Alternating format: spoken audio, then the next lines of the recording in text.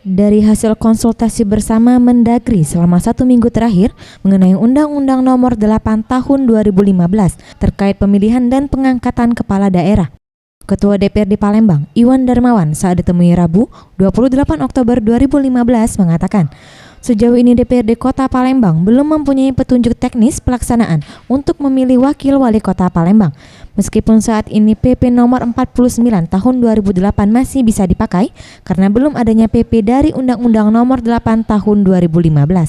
Namun ia memastikan untuk calon wakil wali kota Palembang harus diusung dari 5 parpol koalisi pengusung sebelumnya, yaitu PDIP, PAN, PKS, P3 dan Demokrat, dan untuk parpol pengusung non-parlemen masih menunggu keputusan dari Mendagri yang saat ini belum mengeluarkan peraturan pemerintah.